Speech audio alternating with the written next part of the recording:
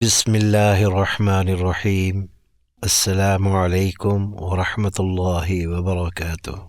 میرا بیٹا، last class میں ہم سب نے غود یا ضاد اس کے مخرج سے متعلق کافی کھل کر انڈرسٹینڈنگ کر لی تھی۔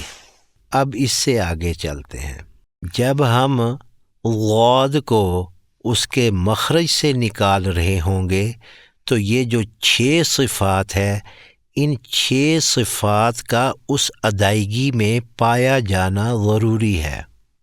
اگر کوئی ایک صفت بھی نامکمل ہے تو اس کا مطلب یہ ہوگا وہ صفت چیخ چیخ کے کہہ رہی ہوگی کہ آپ کے غود کی ادائیگی نامکمل ہے یا غلط ہے، بوجہ کہ میں اس کی صفت ہوں، میرے مطابق آواز نکلے گی تو آپ کی ادائیگی کو درست مان لیا جائے گا، اور اگر میرے مطابق وہ آواز نہ نکلی تو اس کا مطلب یہ ہوگا کہ آپ کی ادائیگی غلط ہے۔ سبحان اللہ، یہ ہوتی ہیں صفات جو پکڑ لیں گی کہ اس کا تلفظ ٹھیک ہے یا غلط ہے۔ ٹھیک ہے نا؟ یہ صفات ہے نا جو میرا بیٹا، یہ کسوٹی ہیں۔ جیسے سونے کو پرکھنے کی ایک کسوٹی ہوتی ہے نا، وہ بتا دیتی ہے کہ یہ کتنے کیرٹ کا سونا ہے۔ اسی طرح یہ جو 6 صفات ہیں یا کسی حرف کی بھی جو صفات ہیں، غاد کی 6 ہیں۔ اچھا، یہ جو 6 صفات ہیں نا، جب یہ کسوٹی ہیں، جب ان کے اوپر آپ پرکھیں گے، اگر یہ ساری صفات اس ادائیگی میں، اس تلفظ میں پائی گئیں تو آپ کا تلفظ کامل ہے، پرفیکٹ ہے، اعلیٰ ہے، معیاری ہے اور تجوید کے عین مطابق ہے۔ اگر کوئی ایک صفت بھی فوت ہو گئی، وہ نامکمل ہے، وہ ناقص ہے۔ اچھا میرا بیٹا، اب اس سے آگے چلتے ہیں۔ دیکھیے گا، یہ 6 صفات ہے نا، ان میں سے نا ہم 1-2 صفات کو جو ہے نا، جو یقینی طور پر جو فی البدی اس کا ہونا ہی ہونا ضروری ہے، ان صفات کو ہم ذرا سا یہاں سے ہٹا دیتے ہیں تاکہ ہمارے پاس جو ہے نا پرکھنے کو، سمجھنے کو، آپ کی سمجھ کی خاطر میں کہہ رہا ہوں کہ سمجھنے کو آسانی ہو جائے گی۔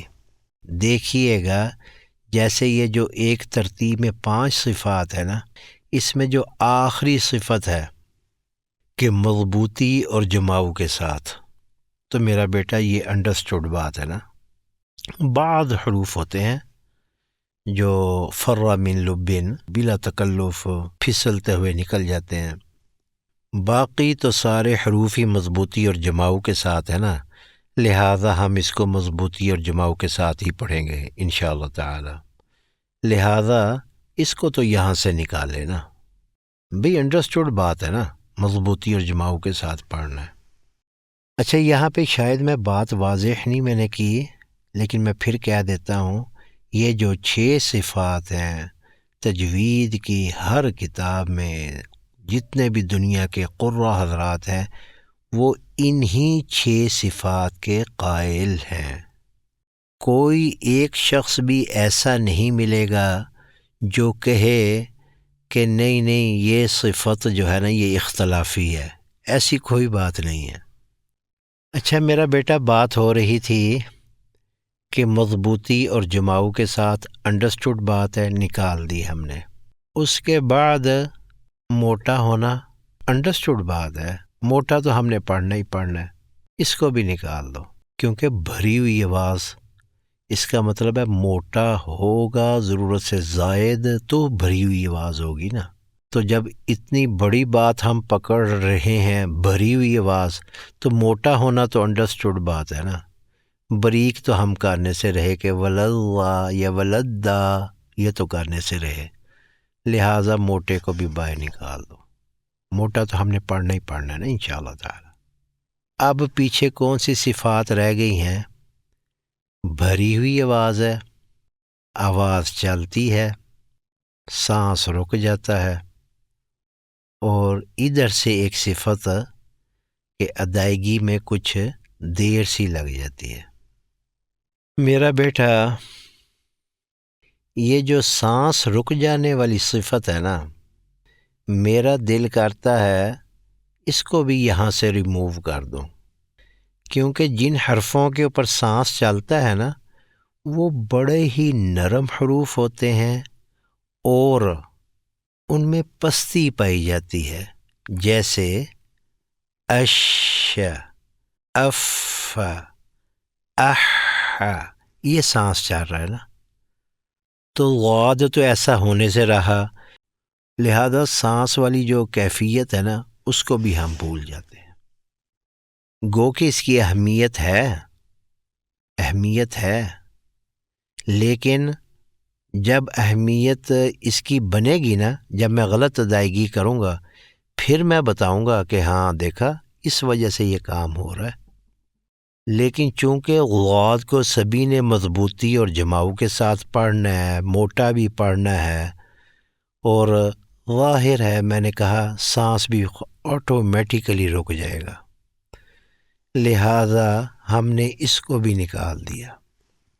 میرا بیٹا، اب بات سمجھنے کو یہ رہ گئی ہے کہ غاد کی ایک صفت ہے بھری ہوئی آواز، ایک صفت ہے آواز چلتی ہے، اور تیسری صفت ہے کہ ادائیگی میں کچھ دیر لگ جاتی ہے۔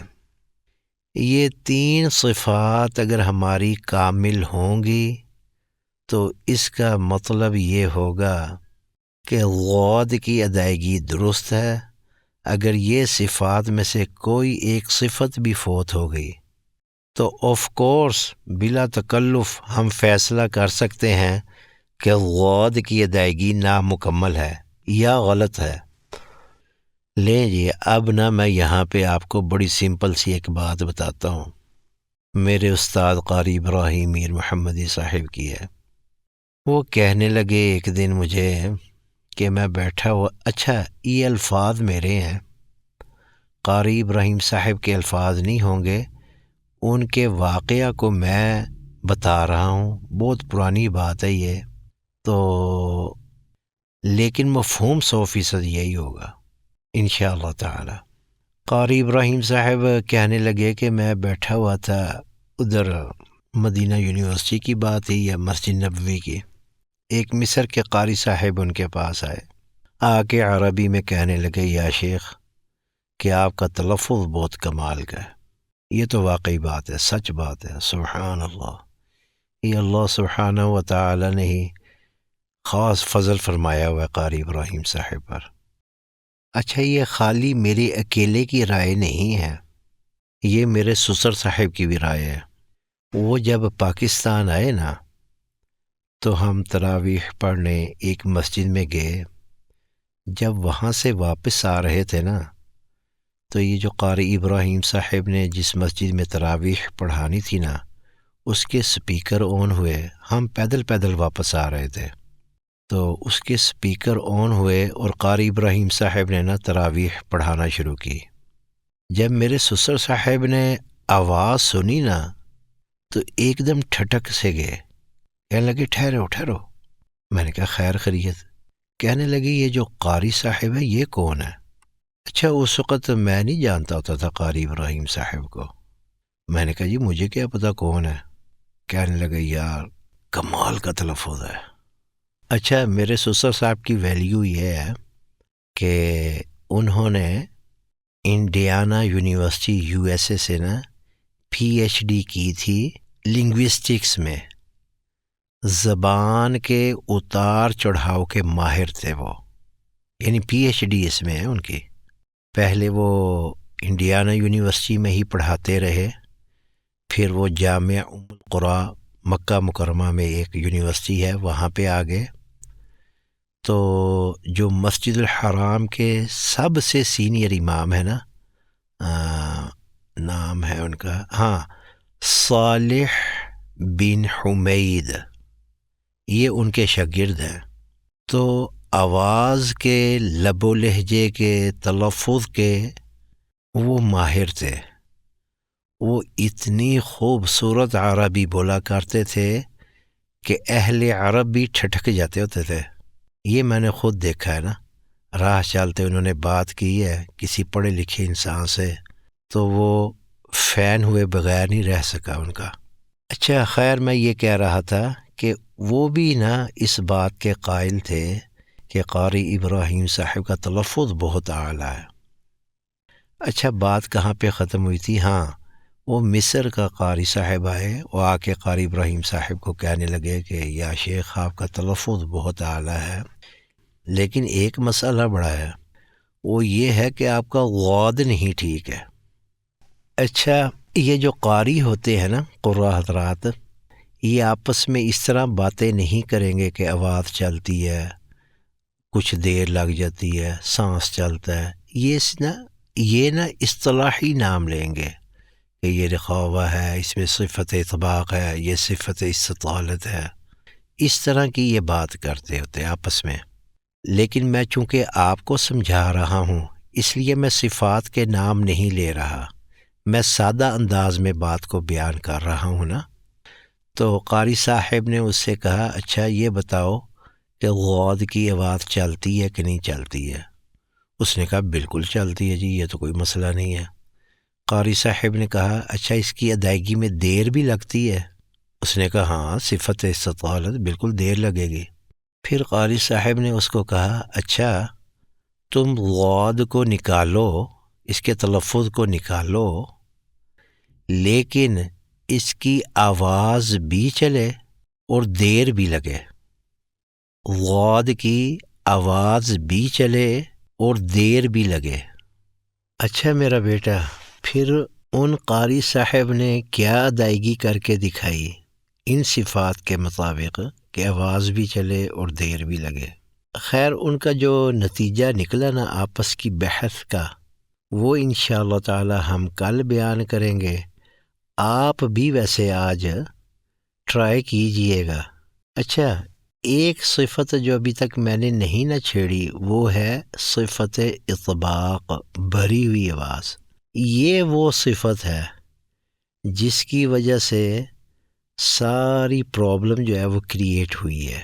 اس کے اوپر قاری ابراہیم صاحب کی کیا تحقیق ہے اور جو میرے سسر صاحب ہیں ان کی کیا تحقیق ہے، یہ میں انشاءاللہ تعالی کل کی کلاس میں گوشے گزار کروں گا۔ اس سے ریلیٹڈ اگر کوئی کویسچن ہو تو بلا تکلف پوچھیے گا، کمنٹ باکس میں لکھیے گا، اور واٹس ایپ پہ بھی آپ میسیج کر سکتے ہیں۔ تب تک کے لیے میرا بیٹا مجھے اجازت دیجیے۔ جزاکم اللہ تعالی خیر الجزا کہ آپ سب لوگ تشریف لائے اور بڑے غور سے ان سب باتوں کو سنا۔ اللہ سبحانہ و تعالی آپ کو جزائے خیر سے نوازے، آمین یا رب العالمین۔ سبحانک اللہم ربنا و بحمدک، اشہد ان لا الہ الا انت، استغفرک و اتوب الیک۔